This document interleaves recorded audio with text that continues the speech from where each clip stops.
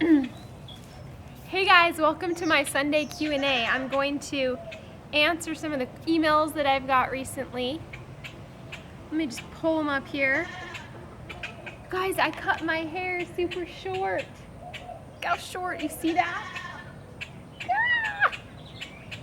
You know how you first cut your hair, if you do something drastic like that, and you're like, oh crap, what did I just do? And you kind of freak out a little bit. That's how I was feeling at first, but you know, I'm fine now. I'm cool, I think.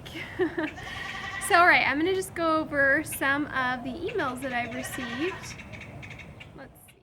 So Dan asks, he's wondering when is the best time to drink raw goat's milk for its benefits. He wonders if you should drink it on an empty stomach or if you should take it with food. So Dan, here's my answer for you. It really doesn't matter at whether you take it on an empty stomach or with food to get the full benefits, because if you're drinking raw milk or raw goat's milk, it's going to have the enzymes and the cofactors to be able to digest it properly. So you don't really need to worry about if it's going to be digested the best way, because it's already going to have within that milk the enzymes needed to digest that milk. So, and it in fact may help some food that you're digesting as well. So I just say go for it. Try to find the best source you can and just drink that raw goat's milk. Okay, Carolyn asks, I'm wondering where in Arizona you live. I live in the East Valley outside of Phoenix, and I can't seem to get any produce to grow in our scorching conditions. How do you do it? Well, I am a master gardener, but, well, not really. Actually, I'm not as much of an expert as I pretend that I am. In my experience, it's pretty easy actually to grow in Arizona. The thing you have to remember is that our seasons are different than anywhere else in the world, or at least in the US that I know of. Because we don't grow in the summer. We don't grow things in the summer. It's just not how it works. We have 3 growing seasons, a fall, winter, and spring. And then for probably the month of July and August, and maybe a little bit of June, and maybe a little bit of September, it's just too dang hot. You really can't grow a lot. I mean, you can start planting in August, but it's, yeah, you know, like let's just say July and August, you're not going to be able to grow a lot. So if you're thinking of the other schedules that you've lived in and the other areas you've lived in before, it's not like that.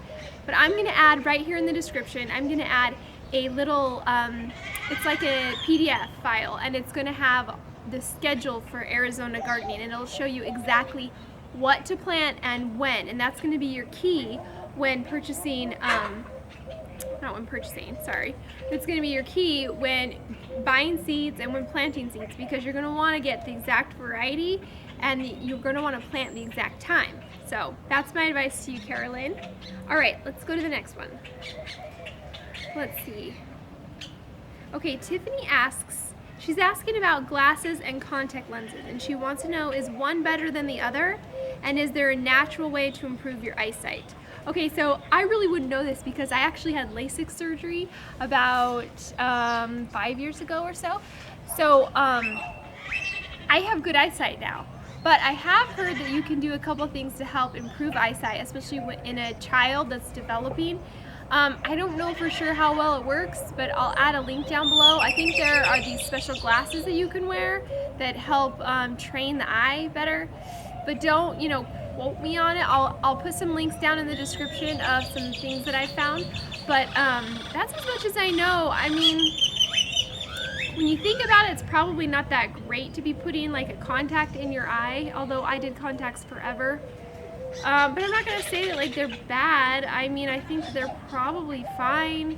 And that's sorry, I wish I had more information on that, but I don't have a ton. Okay, Susie asks, she has 3 pygmy goats. Those are the really tiny, tiny goats. She has one that's a male, and she has a doe, and then a female little doeling, a little baby. And her question is, can she put all of them back together with the male goat? Okay, Susie, here's what you have to do. If the male has been castrated, which means that his scrotum has been removed, then yes, you can put them together, it's like no problem. And that's actually called a wether. So there's two names for a male goat. They're either a buck or they're a wether. So if they're a wether, for sure, you can put them together. If they're a buck, I just wouldn't do it because they can get your, not only can they get your older doe pregnant, but he can also get your little baby pregnant, your little doeling, and that's really not a good, you don't really want to deal with that. That's not healthy, and they can die from that. So you have to be a little bit more careful when you're owning goats and running around with goats. Okay, Malia asks, hi, when you sprout and dry your wheat, does it go bad? Okay, Malia, here's the answer to that question. Yes, it does go bad. And so what you're gonna have to do is you have to keep it either refrigerated or in a freezer. And I just keep mine refrigerated, and it lasts lasts a really long time. I keep it probably 6 months, and then I use it up, and then I have to make some more or I buy some more. But you can probably keep it in the freezer for a long time. I would say like a year. A year would be a good time to keep it in the freezer. You have to think about when you're sprouting something, you're kind of pre-digesting it. You're breaking down the anti-nutrients, and it's becoming like pre-digested or ready to eat. And so in that situation, it's going to be easier, it's going to go bad easier, faster, I guess. So just be sure to do that.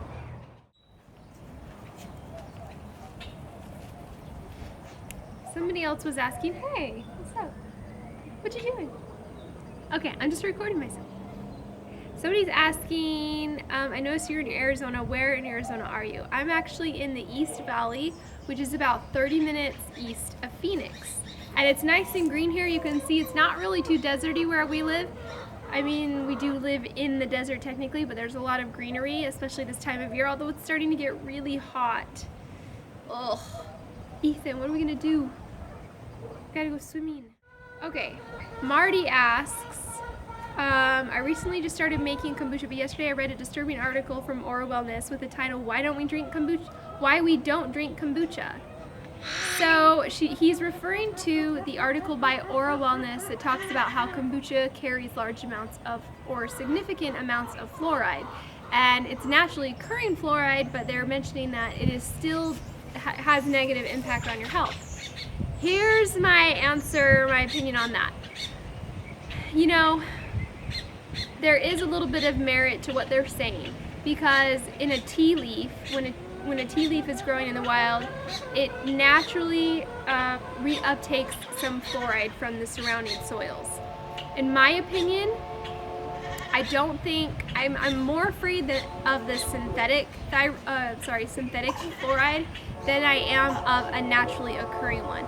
Also on top of that, if you purchase a white tea leaf, or like a white tea, it's a young tea leaf, and it has, sorry, there's a train that's gonna roll by here. Just plug our ears. Here it comes. Yeah, we live right by a train. I don't know if you can see it in the background. Yeah, it's loud. Gosh, doesn't this train know that I'm vlogging? Jeez.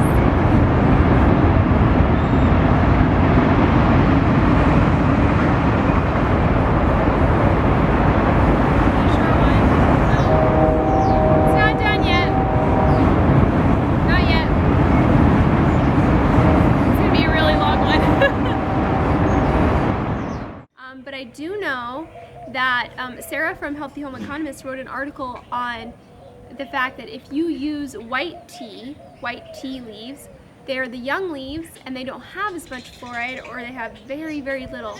And so she still drinks kombucha and does it that way. And when you're drinking kombucha at home, it's a much, much better product. You're making it from scratch. And some of the big kombucha companies may have a little bit higher levels of fluoride depending on the exact, I guess, brand of tea leaf or variety of tea leaf or whatever they're doing. I just really don't worry too much about it because we don't drink kombucha all the time. We just drink it occasionally. So I will make a batch every 10 days and then we'll drink it for a couple days and then we won't have it for another 10 days to 2 weeks. So I really just don't worry about it too much. I definitely do use white tea to make my kombucha, and that's about it. So I really believe that if traditional societies have been drinking fermented foods like kombucha, making fermented tea for a while, that it's okay. And I think there's a lot worse things that can destroy your teeth. I have to say, we do always drink ours with a straw, and that's just preference, but I don't know if maybe that helps. It's not like being swished all in our mouth, but I mean, I really wouldn't worry about it. Okay, so I'm glad you guys got to join me today, and I hope I answered all the questions that you guys were asking. And be sure to just keep asking me questions. Oh, I did want to tell you about one more thing. So I started a great essential oils class, and it's a free online class that you can take. I'm going to throw the link down in the description, and it's really awesome because it's free and you can watch it in the comfort of your home. Sorry, there's a plane flying over. Anyway, you don't have to worry about going to a class, and you can learn a lot about what essential oils are. Essential oils are great because they can actually kind of relieve symptoms, but they can also help start the healing process, which is great.